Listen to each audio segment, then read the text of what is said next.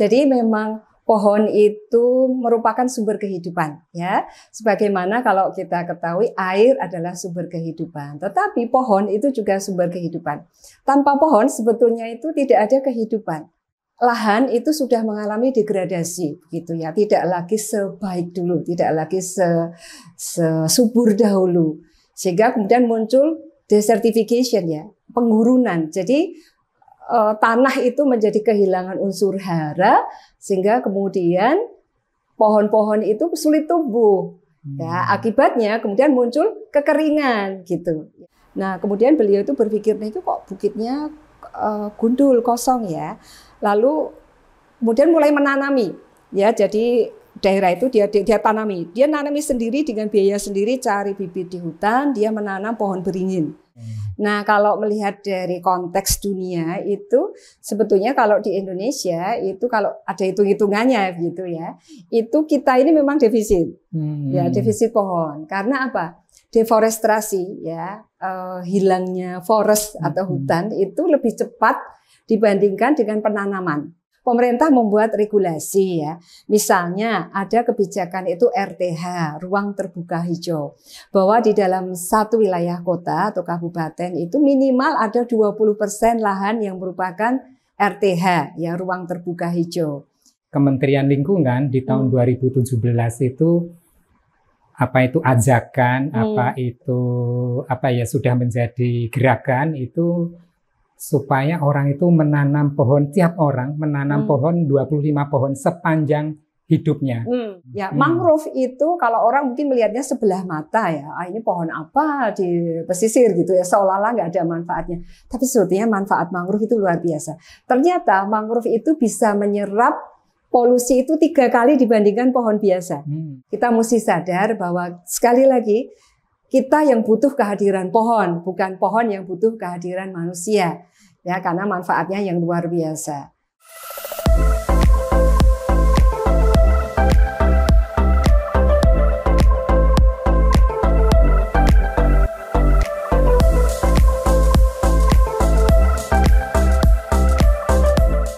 Jumpa kembali dengan Mbah Cilik Sigit. Mbah Cilik Sigit kali ini akan menyampaikan terkait dengan pohon. Kita ingat ya, Mbah Cilik Sigit programnya adalah Hidangan Segar, Hidup Bermakna Sehat dan Bugar. Ada 4 topik yang Mbah Cilik Sigit bahas, yaitu tentang makna hidup, menjaga kesehatan, menjaga bumi, dan budaya dan kesehatan. Kali ini adalah terkait menjaga bumi. Dan topik yang akan kita bahas adalah pohon. Nah, kita ingat apa saja yang bisa berkaitan dengan pohon, seperti kita lihat ya, seperti banjir, tanah longsor, ya, kemudian bumi yang semakin panas, polusi yang mungkin akan semakin kurang bagus, ya, itu adalah berkaitan dengan pohon. Ditambah berita yang barangkali belum lama ini kita terdengar, di pantai utara Pulau Jawa, tanahnya itu ada yang sudah lebih rendah dari pantai, ya. Ini kenapa? Karena banyaknya eksploitasi air untuk kehidupan manusia. Ini kenapa terjadi? Karena salah satunya adalah bumi tidak mampu menyerap air yang dari hujan karena terkait dengan pohon yang semakin kurang tentunya. Nah, ini bumi mengalami dehidrasi, mengalami kolaps sehingga ketinggian tanah akan turun karena itu. Dan kita wajib untuk mengembalikan hidrasi bumi karena bumilah yang memberikan kehidupan untuk manusia. Itu salah satu dari tema-tema atau hal-hal yang akan kita bahas dengan narasumber yang kali ini hadir kembali bersama Mbah Cilik Sigit. Beliau adalah Profesor Dr. Anda Hastuti Purnaweni. Yes. Selamat pagi, Prof. Selamat pagi. Ya, terima kasih telah hadir kembali. Ini mohon dengan lagi senang ya. hati. Kemarin kita bicara sampah ya terkait lingkungan. Nah, ini sekarang kita akan membicarakan pohon. Walaupun nanti pohon tentunya ada kaitannya dengan sampah ya, masyarakat kita juga masih banyak membakar sampah ya. Oh ya. Nah, polusi makin juga banyak mungkin di Jogja. Nah, itu pohonnya semakin kurang. Jadi CO2 tambah banyak ini ya, tidak bisa dibersihkan oleh pohon-pohon dan ini ya. Prof, monggo pencerahannya terkait dengan masalah lingkungan yang dikaitkan dengan pohon ini. Baik ya. Jadi selamat pagi, siang, sore, dan malam ya untuk semua viewer dari podcastnya Mbak Cilik ini. Jadi memang pohon itu merupakan sumber kehidupan ya. Sebagaimana kalau kita ketahui air adalah sumber kehidupan. Tetapi pohon itu juga sumber kehidupan. Tanpa pohon sebetulnya itu tidak ada kehidupan. Ya, karena coba kita lihat makhluk apa yang hadir lebih dahulu gitu ya di muka bumi ya, ketika bumi masih panas begitu ya, kemudian mendingin mulai ada kehidupan. Itu yang lahir pertama kali bukan manusia, yang lahir pertama kali itu adalah lumut begitu ya, kemudian binatang-binatang kecil gitu ya yang ada di laut. Kemudian kehidupan menjadi makin kompleks. Tumbuh-tumbuhan juga begitu, tumbuhan-tumbuhan juga makin beraneka, makin kompleks, sehingga kemudian lahir pohon-pohon besar seperti beringin misalnya ya. Itu merupakan sebuah proses. Baru kemudian manusia itu hadir. Jadi manusia itu hadir kemudian. Jadi Tuhan itu sudah menciptakan terlebih dahulu flora dan fauna ya, satwa dan pohon-pohonan sebelum kemudian manusia itu hadir. Jadi memang kedua entitas itu dihadirkan untuk manusia. Manusia datang belakangan. Nah, sayangnya manusia yang datang belakangan itu kemudian ada perilaku-perilaku yang kurang menghargai keberadaan pohon. Menganggap bahwa pohon ya sudah ada, taken for granted begitu kalau kata orang Inggris itu ya. Taken for granted, menganggap bahwa ya memang sudah seperti itu adanya. Itu ya, di alam itu sudah ada sehingga tidak perlu campur tangan manusia. Padahal tidak demikian ya. Apalagi kita sebentar lagi ini kalau dilihat dari waktu syutingnya itu tanggal 5 Juni 2024 kita akan memperingati Hari Lingkungan Hidup Sedunia. Dan tema untuk dunia itu sama ya, seluruh dunia itu adalah tentang restorasi lahan, penggurunan dan kekeringan. Jadi dirasa ya, jadi di seluruh dunia sekarang ini lahan itu sudah mengalami degradasi gitu ya, tidak lagi sebaik dulu, tidak lagi sesubur dahulu. Sehingga kemudian muncul desertification ya, penggurunan. Jadi tanah itu menjadi kehilangan unsur hara sehingga kemudian pohon-pohon itu sulit tumbuh. Ya, akibatnya kemudian muncul kekeringan gitu ya. Jadi degradasi lahan, kemudian ada penggurunan, kemudian ada kekeringan. Karena kekeringan itu mengakibatkan penggurunan. Nah, inilah sebetulnya manfaat pohon yang kemudian harus kita sadari begitu. Itu sama dengan malnutrisi enggak kalau orang gitu ya? Iya, malnutrisi tadi saya setuju itu dehidrasi ya, dehidrasi bumi. Jadi begitu masifnya pembangunan yang dilakukan oleh manusia itu membuat pohon-pohon berkurang dengan drastis ya, jumlah tutupan lahan itu berkurang drastis sehingga kemudian melahirkan kondisi kekeringan ya. Air itu memang tadi betul ya, sulit meresap ke dalam bumi. Jadi air hujan yang turun itu kemudian menjadi run off gitu ya. Run off itu air yang lari gitu ya, air larian namanya run off. Kenapa dia lari? Mestinya dia tidak lari. Begitu dia turun ke bumi itu alangkah baiknya kalau kemudian dia meresap gitu ya, jatuh ke bumi, nanti dia akan diambil oleh akar, kemudian naik ke batang, lalu kemudian semakin menumbuhkan pohonnya ya. Menyuburkan pohon dan kemudian dia keluar melalui uap air gitu ya. Kan pohon itu proses fotosintesa kan seperti itu ya nanti ya. Nah, itu yang kemudian diinginkan sehingga nanti akan jadi hujan dan seterusnya. Tapi enggak, karena begitu masifnya ya pohon-pohon ini ditebang membuat air larian itu menjadi masif. Air tidak lagi bisa meresap ke dalam bumi sehingga kemudian menjadi air larian menimbulkan banjir menimbulkan longsor ya, dan seterusnya ya. Nah, itu saat ini kita kan kalau melihat misalnya orang sudah bersemangat tanam pohon ya.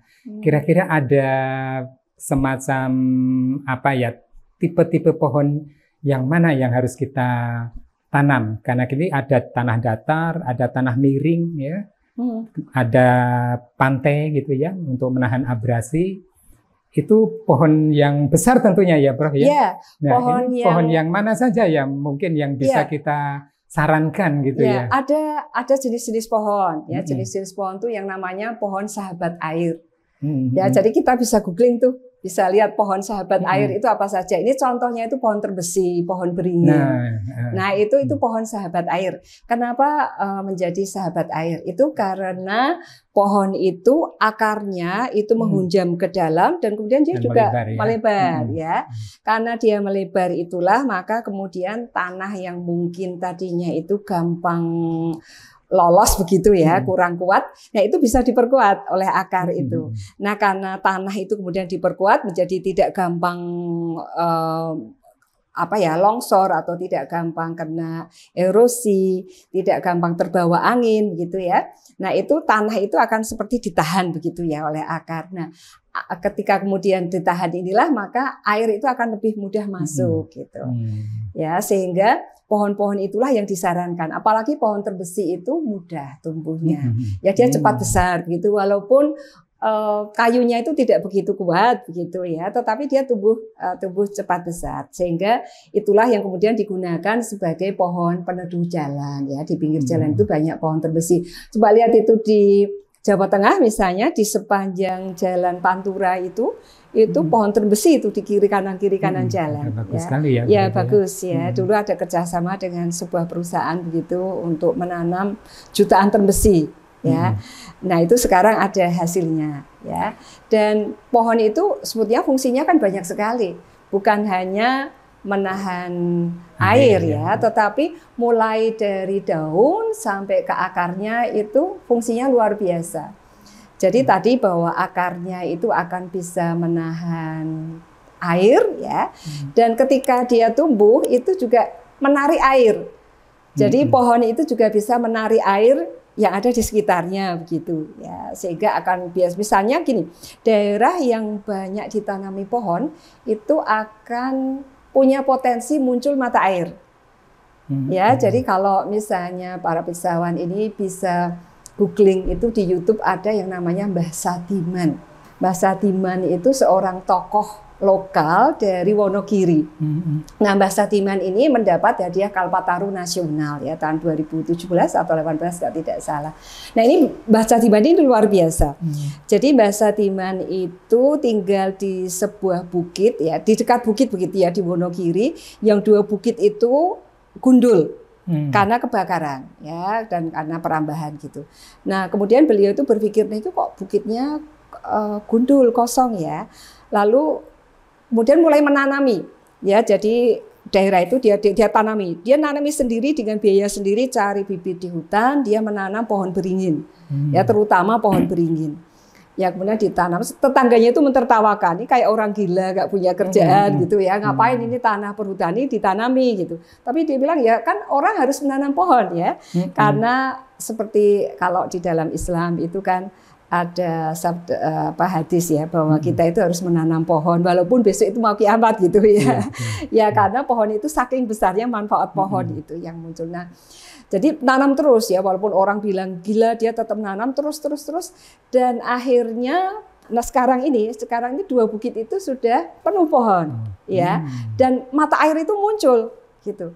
Jadi mata air itu kemudian betul-betul muncul sehingga mata air yang muncul dari bukit itu bisa mengairi sawah 25 hektar sawah yang ada di bawah. Ya, jadi ini luar biasa sekali. Ya, dan itu tokoh yang makanya banyak muncul di YouTube ya Mbah Sadiman itu karena fenomenal gitu ya. Proses yang beliau lakukan sejak tahun 79 itu. Ya. Tadinya dia sendirian, lama-lama kemudian karena kelihatan hasilnya dia dibantu gitu ya oleh komunitas-komunitas, oleh universitas, oleh pramuka misalnya gitu ya, kegiatan menanam pohon beliau itu dibantu gitu.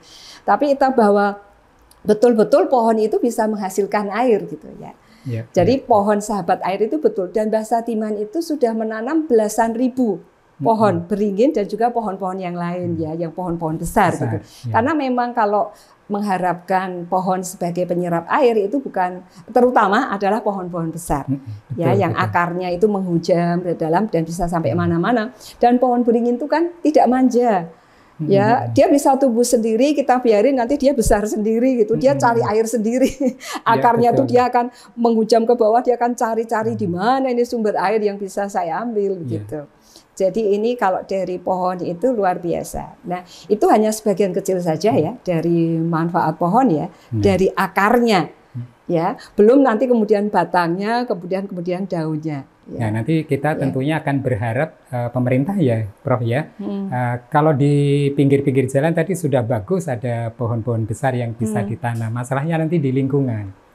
Karena masyarakat kan butuh lahan untuk hunian, untuk mungkin pertanian, sehingga tapi ini tetap harus dipikirkan oleh pemerintah daerah, apakah itu kabupaten sampai ke kecamatan, untuk bagaimana pohon besar itu juga di mana ditanam gitu ya. Jadi harus ada iktikat baik untuk menuju kepada lestarinya bumi mestinya ya, bahwa lahannya rela untuk ditanami pohon besar yang tujuannya untuk pelestarian bumi. Nah, itu yang mudah-mudahan ini bisa, acara ini juga bisa didengar oleh para pembuat kebijakan ya. Ya, kita harapkan. Kemudian yang di tanah miring bagaimana, Bro? Di tanah miring supaya nggak longsor ini. Apakah pohonnya sama atau ada beda? Ya. Nah, tanah miring itu memang ini labil ya. Tanah yang miring itu biasanya labil, sehingga penanaman pohon itu bagus kalau ditanam di lahan-lahan miring ya, termasuk lahan kritis itu ya namanya istilahnya itu. Karena ketika tanah yang miring itu ditanami pohon dan pohon yang keras ya, yang akarnya itu bisa sampai kemana-mana, itu tentu memperkuat lereng tadi. Nah, masalahnya kadang-kadang di daerah-daerah itu ya yang kekurangan lahan, pohon-pohonnya itu malah ditebangi, kemudian dibikin tanaman gitu ya, lahan tanaman semusim, seperti misalnya yang terjadi di kawasan Dieng. Kawasan Dieng itu tadinya banyak pinus ya, mayoritas pinus. Itu bagus, pinus itu sudah akarnya itu akan menahan erosi karena di lereng-lereng begitu. Tapi kemudian pinus ini banyak yang diganti gitu ya oleh masyarakat lokal menjadi tanaman kentang. Kentang bagus karena secara ekonomi memberikan penghidupan bagi mereka. Tetapi jangan lupa bahwa kentang ini tidak suka tanah yang keras. Kentang ini sukanya tanah yang gembur. Sehingga sengaja digemburkan, akarnya kan halus ya. Jadi dia suka tanah yang gembur, sehingga tanahnya itu digemburkan supaya umbi-umbiannya itu bisa tumbuh membesar. Nah, ketika tanahnya gembur, daerahnya berlereng-lereng, tidak mengherankan ketika hujan turun, maka kemudian air menjadi air larian karena tidak bisa terserap ke dalam tanah. Sehingga banyak daerah di Dieng itu yang kemudian menjadi lahan-lahan kritis. Ya, karena itu tadi sudah kehilangan pohon-pohon besarnya. Nah, tapi bahwa petani itu, nah ini kan kami butuh hidup juga ya, karena kentang itu merupakan sumber kehidupan. Sudah diusahakan untuk mendiversifikasi kentang ke dalam jenis tanaman yang lain, seperti misalnya carica ya, yang kemudian dibikin seperti pepaya mini itu ya, kemudian dibikin manisan ya, dibikin sirup itu. Nah, tetapi ini kurang menguntungkan dianggap oleh masyarakat, sehingga memang inilah konfliknya atau adanya pertentangan, tarik menarik kepentingan antara kepentingan ekologi dan kepentingan ekonomi. Biasanya kepentingan ekonomi itu lebih bersifat sesaat, jangka pendek. Tetapi kepentingan ekologi itu bersifat jangka panjang. Itu tadi bahwa mencegah banjir, mencegah erosi, itu kan jangka panjang. Nah, ketika jangka pendek yang diutamakan, seperti misalnya dibuat tanaman kentang, memang menghasilkan. Tetapi itu tadi secara jangka pendek, karena kalau lama-kelamaan ini airnya menjadi air larian terus, tanahnya itu juga ikut gitu ya, ikut terbawa oleh air, lama-lama kesuburannya hilang. Ya, unsur haranya hilang. Kalau unsur hara hilang, coba Bapak Ibu lihat, Mas dan Mbak ya, kawasan Dieng itu kan ada bukit-bukit yang gundul begitu ya. Kelihatan tanah malah batu-batuan yang muncul. Itu sudah ditanami susah karena nggak ada unsur haranya. Ketika mau diadakan pemulihan lebih sulit lagi ya. Jadi tanaman itu macam-macam kan. Ada tanaman yang besar, ada yang sedang, ada yang tadi kentang yang semak-semak begitu ya. Nah, itu pilihan mau menanam apa di lahan apa itu sangat penting.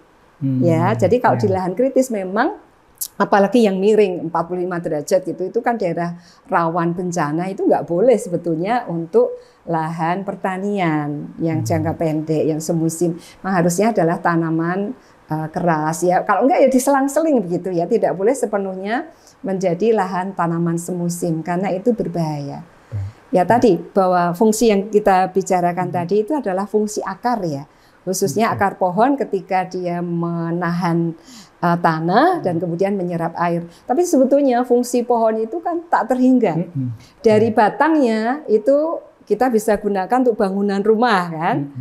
Nah, bangunan rumah untuk tempat hidup satwa juga bisa ya. Mungkin yang ada di lubang-lubangnya itu ya. Kemudian nanti kalau ke batangnya dia juga bisa digunakan untuk kayu bakar misalnya ya, untuk bahan bakar.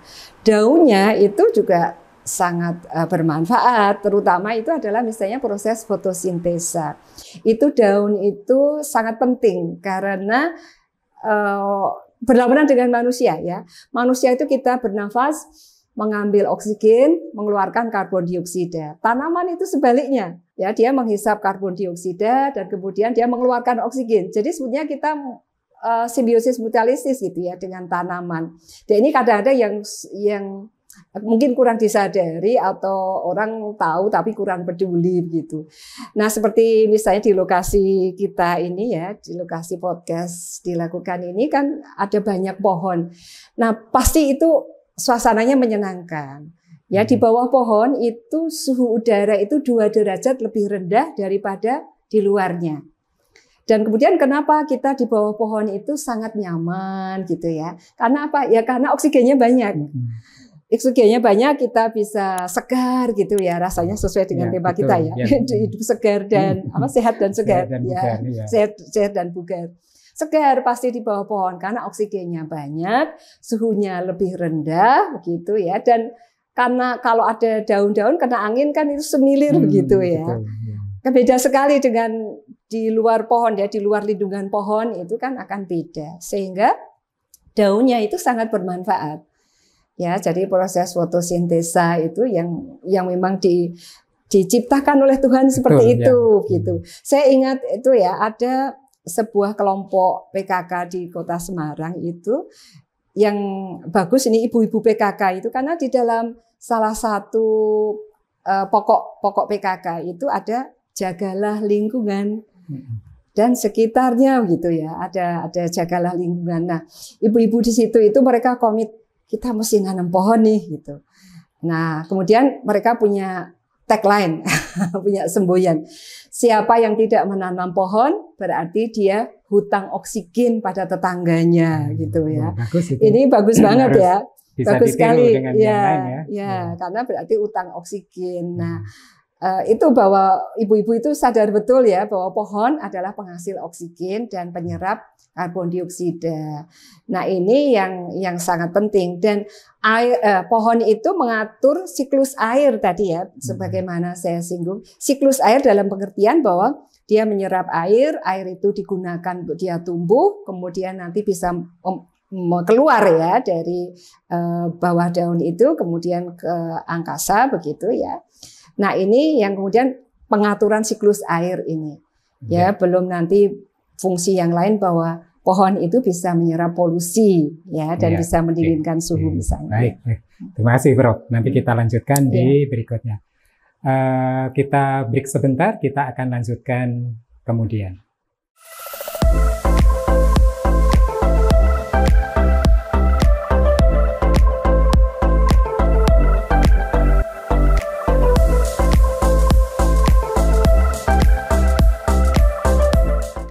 Ya, kita kembali ke bincang-bincang kita ya.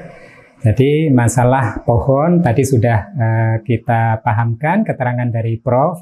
terkait dengan fungsi-fungsi pohon ya. Tentu banyak sekali tadi. Nah, Prof, ini kita kembali ke ada penggundulan, mungkin menimbulkan tadi ya banjir dan sebagainya. Kemudian juga walaupun tadi sudah bagus ada tanaman termbesi di pohon-pohon, di pinggir-pinggir jalan, tetapi barangkali di lingkungan yang masyarakat barangkali juga perlu diperhatikan ya. Nah, peran institusi apa saja yang ini bisa terlibat di memenuhi kebutuhan pohon. Bumi butuh pohon. Kalau saya namai mungkin bumi hidrasi. Ini defisiensi pohon, mengalami dehidrasi. Ini sebetulnya kalau defisiensi pohon itu tetapi sebetulnya kalau secara internasional itu ada negara-negara yang walaupun dia kehilangan banyak pohon, tapi kemudian penanaman kembali itu intens gitu. Nah, kalau melihat dari konteks dunia itu sebetulnya kalau di Indonesia itu kalau ada hitung-hitungannya gitu ya, itu kita ini memang defisit, defisit pohon. Karena apa? Deforestasi hilangnya forest atau hutan itu lebih cepat dibandingkan dengan penanaman. Gitu ya. Nah, itu yang terjadi di Indonesia walaupun sebetulnya kita punya hutan yang lebat di Kalimantan misalnya atau di Sumatera Jadi atau di Papua itu tapi 3 daerah yang di Nusa Tenggara karena memang kering Nusa Tenggara Timur itu 3 pulau itu banyak pohonnya secara alami, tetapi pengurangan pohonnya, jumlah pohonnya itu juga luar biasa. Indonesia itu tahun 2017 pernah mendapatkan gelar masuk di Guinness Book of World Records Tetapi masuknya itu karena penggundulan hutannya tercepat di dunia gitu saat itu. Jadi dalam 1 menit itu hutan seluas 5 kali lapangan sepak bola itu hilang. Jadi luar biasa. Nah, usaha penanaman kembali itu juga dilakukan, tetapi memang tidak mudah. Tidak mudah karena banyak hal yang bisa muncul tadi bahwa pohon itu macam-macam. Kita itu di negara tropis yang sangat kaya dengan berbagai jenis tumbuhan. Tadi dari pohon yang besar sampai pohon yang semak-semak itu tak terhitung jumlahnya. Tetapi bahwa kalau kita kaitannya dengan lingkungan, itu adalah lingkungan secara alami, itu adalah pohon-pohon yang besar tadi bermanfaat misalnya untuk mengurangi mencegah banjir, mencegah tanah longsor, untuk mengikat air gitu. Tapi pohon itu kan juga dibutuhkan tadi batangnya itu untuk membuat rumah, tapi juga buahnya kan. Buah dan daun itu kan bermanfaat untuk kita. Kita makan buah-buahan itu kan dari pohon, dengan dari berjenis-jenis pohon itu. Nah, itu juga mungkin bisa dikaitkan Jadi tadi kalau Mbak Cilik bertanya stakeholders begitu siapa yang harus berperan? Itu semuanya. Jadi baik itu pemerintah, dunia swasta maupun masyarakat. Jadi kalau pemerintah itu membuat regulasi aturannya, kemudian dunia bisnis atau private sector itu memanfaatkan dan kemudian juga harus menjaga, karena dia memanfaatkan maka dia harus menjaga, dan masyarakat sebagai penikmat dia juga harus menjaga gitu. Menjaga itu fungsi semua dari semua stakeholders itu. Pemerintah membuat regulasi misalnya ada kebijakan itu RTH, ruang terbuka hijau, bahwa di dalam satu wilayah kota atau kabupaten itu minimal ada 20% lahan yang merupakan RTH, ruang terbuka hijau. Nah, itu macam-macam. Ada RTH itu ada 2. Ada RTH publik dan ada RTH privat.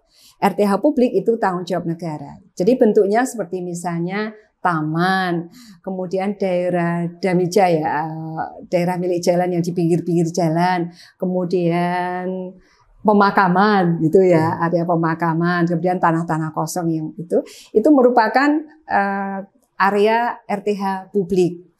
Nah, yang lain adalah RTH privat. RTH privat itu yang dipunyai oleh masyarakat. Jadi misalnya kita menanam menanam tanaman di halaman kita, di lingkungan kita.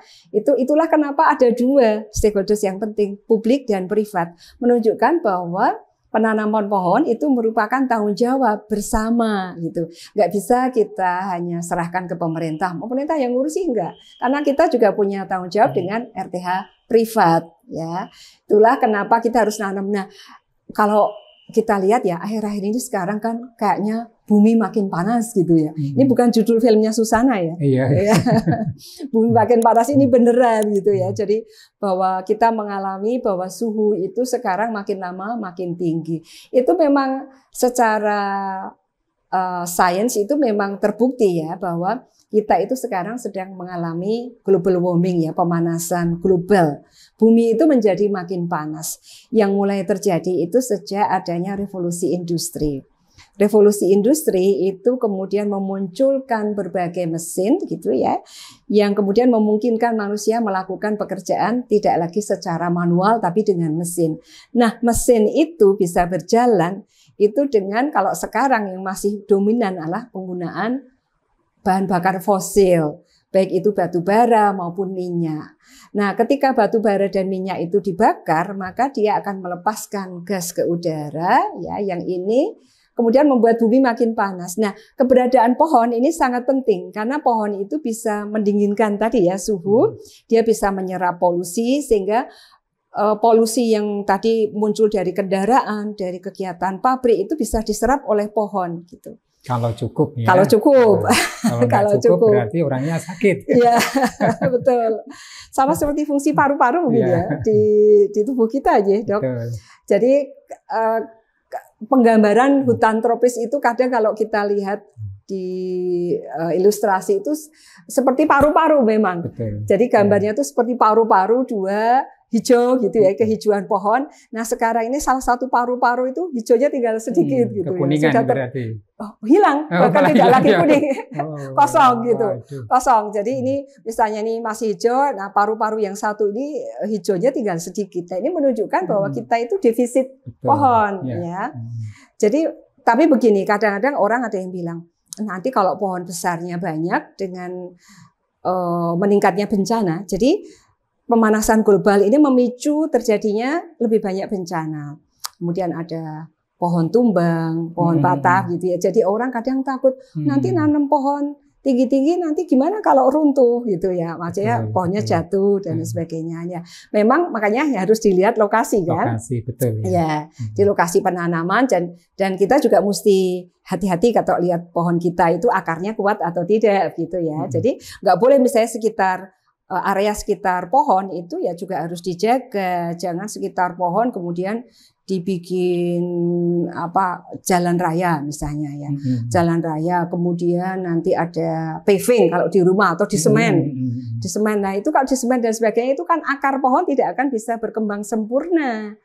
Nah, sehingga kalau dia tidak bisa berkembang sempurna berarti ketahanan pohon itu sendiri kan juga menjadi melemah gitu ya.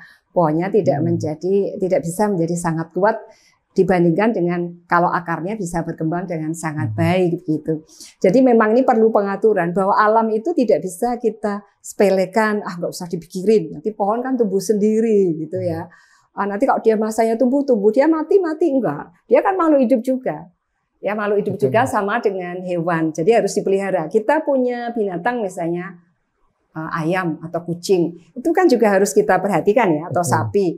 Dia makannya bagaimana, dia sakit atau tidak. Nah, terhadap pohon yang sakit ini kan juga kita harus pedulikan begitu ya. Betul. Harus pedulikan. Jadi kalau bahasanya pohonnya sakit ya harus kita obati. Kalau kurang subur kita kasih pupuk. Kalau dahannya terlalu banyak membahayakan ya harus kita potong. Misalnya begitu. Tapi tidak sampai gundul. Tidak sampai gundul, nanti hilang manfaatnya. Ya.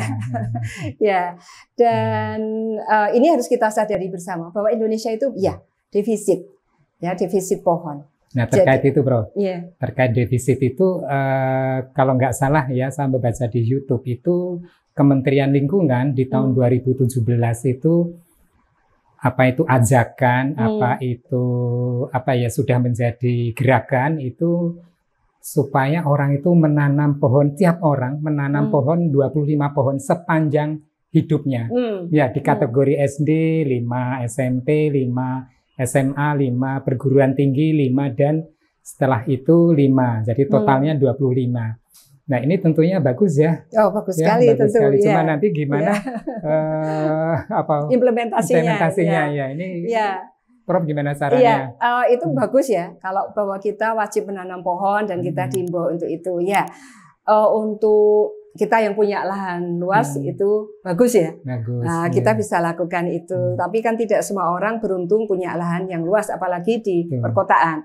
Sehingga kalau yang di perkotaan misalnya bisa dikembangkan urban farming. Pohon itu kan tidak harus selalu pohon besar kan, tapi bisa juga tanaman hias misalnya, atau toga, tanaman obat. Ya, jadi itu juga sudah pohon, kan? Sudah pohon.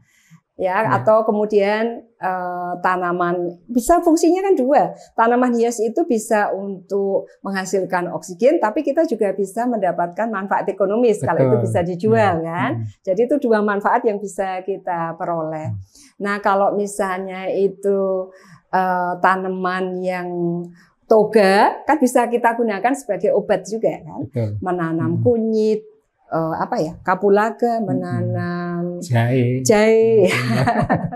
jahe kencur, kemudian temulawak misalnya ya, itu kan bisa kita manfaatkan. Kalau kita menanam pohon yang besar, kita menanam pohon buah sehingga menjadi peneduh, menjadi penghasil oksigen, sekaligus kita bisa merasakan buahnya. Nah itu sebetulnya jadi pohon itu luar biasa. Dan tadi bahwa siapa yang harus bertanggung jawab? Apakah itu pemerintah, apakah itu dunia usaha, ataukah masyarakat? Itu semua itu harus bekerja sama. Ya, jadi tadi bahwa masyarakat, pemerintah itu mempunyai kewajiban RTH publik, masyarakat mempunyai RTH privat. Nah, dunia usaha itu bisa mengambil peran sebagai pendorong begitu ya. Jadi misalnya ini perusahaan kelapa sawit, ya jangan sampai mereka kemudian menanam hanya kelapa sawit, dia harus ada sisihkan hutan lah gitu ya. Karena memang itu hutan yang heterogen itu akan lebih baik daripada hutan yang homogen. Misalnya perusahaan penambangan ya. Penambangan itu ya harusnya itu menerapkan prinsip-prinsip good mining practices ya, penambangan yang baik. Jadi ketika lahan itu selesai ditambang, itu memang aturannya lahan harus ditutup lagi, ditanami lagi, begitu. Ya, sehingga tidak ada defisit pohon. Nah, atau perusahaan bisa melalui kegiatan Corporate Social Responsibility atau CSR. Nah, dari CSR itu misalnya mendorong masyarakat ya, misalnya perusahaan mengadakan acara penanaman pohon. Nah, gitu ya. Nanti perusahaan membeli bibit dari masyarakat, kemudian mengajak masyarakat untuk menanam pohon. Nah, ini misalnya yang banyak dilakukan tadi Mbak Cilik juga sampaikan bahwa di daerah pesisir itu banyak lahan yang area yang lebih rendah dari permukaan laut. Nah, itu yang sangat bagus itu adalah menjaga mangrove yang ada di pesisir. Ya, mangrove itu kalau orang mungkin melihatnya sebelah mata ya, ini pohon apa di pesisir gitu ya, seolah-olah nggak ada manfaatnya. Tapi sebetulnya manfaat mangrove itu luar biasa. Ternyata mangrove itu bisa menyerap polusi itu 3 kali dibandingkan pohon biasa. Ya, jadi inilah keajaiban ya yang diberikan oleh Tuhan ya, bahwa mangrove itu bisa menyerap lebih banyak, menyerap lebih banyak karbon dibandingkan dengan pohon biasa. Ya, jadi 3 kali dia lebih banyak. Saya berkeliling ke beberapa. Daunnya lebih tebal ya kayaknya ya. Mungkin lebih tebal dan mungkin strukturnya ya, struktur daunnya sedemikian rupa gitu ya. Nah, dan mungkin karena letaknya ya, karena akar-akar mangrove itu memang salah satu fungsinya itu adalah menyerap polutan. Jadi kalau misalnya di laut itu kotor ya, karena laut itu kan menjadi muara dari permasalahan yang ada mulai dari hulu ya, hulu, tengah, hilir. Nah, hilirnya itu kan di laut. Banyak polusi di situ. Nah, ketika ada banyak mangrove, mangrove itu menyerap polutan. Ya, salah satu fungsinya itu. Nah, daunnya ternyata juga menyerap polusi dengan sangat baiknya begitu. Sehingga misalnya yang kami lihat di beberapa kawasan pesisir di Jawa Tengah itu ada kelompok-kelompok anak muda yang luar biasa yang menanam mangrove. Ya. Dan mereka menjadi local hero gitu ya, pahlawan lokal karena ada daerah misalnya di Pekalongan misalnya ya, di kota Pekalongan itu yang lahan sawah kemudian menjadi tambak, tambak menjadi terendam, ya menjadi daerah seperti laut begitu ya, terendam itu seperti danau ya mungkin ya, atau bukan danau apa ya, ya area berair gitu yang airnya nggak pernah lagi surut. Tapi anak-anak muda di situ itu kemudian menanam mangrove. Ya, mangrove ditanam sedikit-sedikit gitu ya, lama-lama bisa jadi banyak dan jadi berhektar-hektar dan akhirnya itu memberikan manfaat ekonomi. Ya, jadi menjadi area wisata, desa wisata gitu ya. Tapi mudah-mudahan konteks wisatanya jangan sampai mengurangi mangrove-nya ya. Oh enggak, ya. Ya. Jadi itu yang di situ itu malah mereka melakukan pembibitan mangrove. Ya, pembibitan mangrove nanti perusahaan bisa beli dari mereka kalau akan ada acara penanaman pohon. Kemudian pramuka misalnya atau mahasiswa gitu ya yang ingin melakukan kegiatan lingkungan itu bisa bareng mereka, kemudian mereka beli dari situ, kemudian mereka ramai-ramai menanam. Nanti kemudian harus juga memberikan biaya pemeliharaan begitu ya bagi masyarakat. Karena pohon mangrove ketika ditanam nggak bisa dia tumbuh sendiri, dia pasti butuh penyulaman ya, jadi harus dijaga. Misalnya karena gelombang itu kan 24 jam ya, tidak henti memukul, jadi lama-lama kan bisa miring begitu pohonnya. Nah ini harus ada yang menegakkan lagi, harus ada yang ajir namanya. Ini pohonnya, kemudian ini bambu begitu diikat gitu tali. Nah yang banyak itu kegiatan penanaman pohon itu pramuka, mahasiswa, masyarakat gitu ya menanam pohon mangrove. 1.000, 5.000, 10.000. Tapi cobalah datang 3 bulan kemudian. Ya, berapa persen dari tanaman itu yang masih tumbuh? Ya, jadi memang harus dijaga, harus ada yang jaga supaya ini tanaman itu yang miring ditegakkan, yang hilang ditanam lagi begitu ya, namanya penyulaman. Nah, ini bisa kerjasama dengan perusahaan-perusahaan. Jadi yang saya lihat itu CSR dari perusahaan besar itu mereka ikut menanam dan menjaga. Tidak ada yang menanam, tapi menjaga gitu ya supaya pohonnya bisa tumbuh. Jadi anak-anak muda ini kemudian bisa punya area wisata yang orang datang senang kan di pinggir di pantai, kemudian ada area yang sejuk, tenang. Mereka bisa bikin kafe misalnya gitu ya. Nah, ini mengenerate ya, menimbulkan ekonomi lokal gitu ya, sehingga kepentingan ekologi dengan ekonomi itu bisa berbarengan dan inilah yang diinginkan. Jangan sampai kepentingan ekologi dengan ekonomi itu berbenturan karena sebetulnya itu bisa berjalan bersamaan gitu. Hanya kita butuh pendamping ya barangkali ya agar konteks ekologi itu tetap berjalan dengan baik, tapi ekonomi bisa syukur-syukur tumbuh dua-duanya. Ya, dan gitu sosial juga. Dan ya. sosial, jadi tiga aspek pembangunan berkelanjutan. Pembangunan itu akan berkelanjutan, artinya bukan semata-mata berlangsung terus-menerus, bukan. Tapi bahwa pembangunan bisa hingga ke generasi yang akan datang, itu bahwa 3 aspek, ekologi, ekonomi, dan sosial, itu saling beriringan. Terima kasih, Prof. Ya. Oke, kita break sebentar, nanti kita lanjutkan kembali.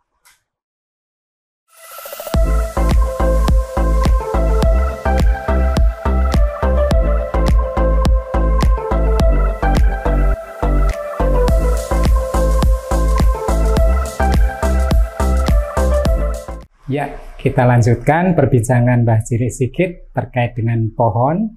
Tentunya sudah banyak informasi yang sahabat-sahabat terima dan itu bisa nanti direnungkan, kemudian disebarkan, diimplementasikan ya.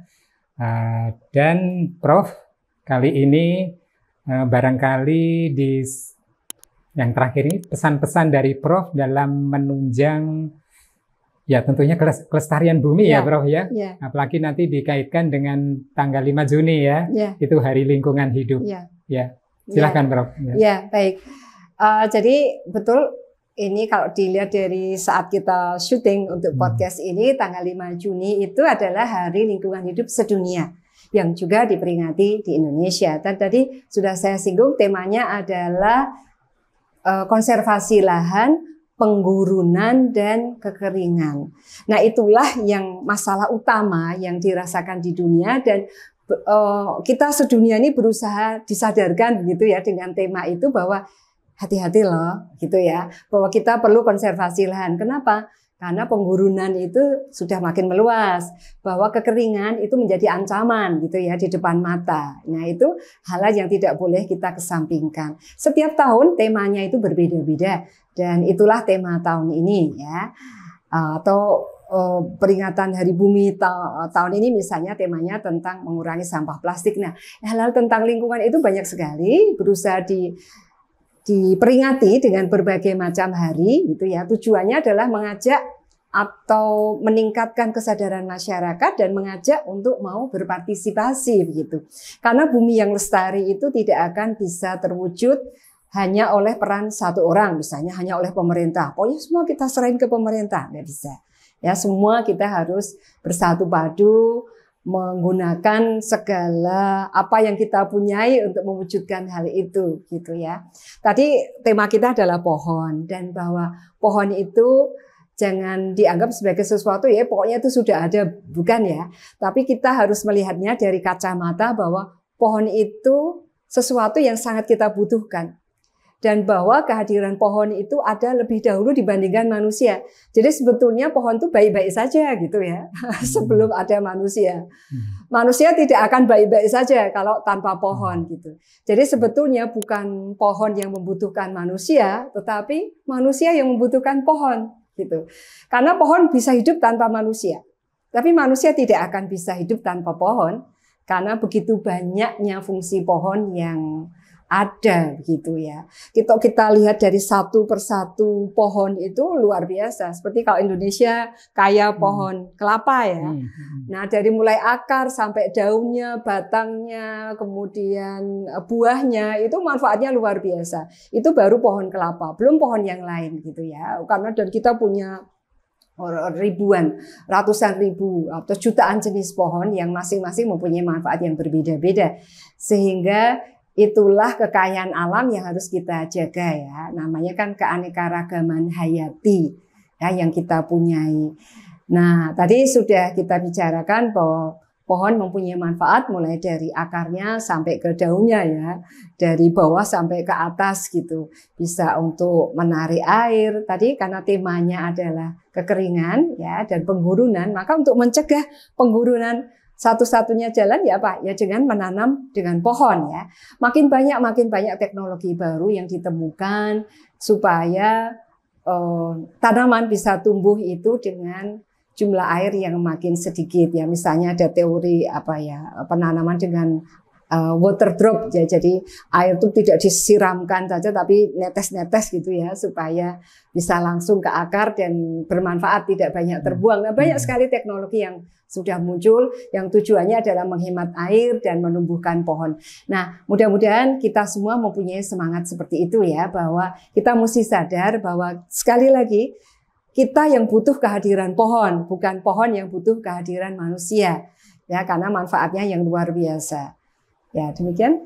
Ya, terima kasih Prof atas pencerahannya. Ya, teman-teman Mbak Cile, sangat luar biasa perbincangan pagi ini. Mudah-mudahan apa yang kita bincangkan di pagi ini bisa menambah wawasan teman-teman semua dan bisa disebarluaskan, diimplementasikan ya. Jadi pohon sangat luar biasa. Kita sayangi pohon karena kita butuh pohon ya untuk hidup kita.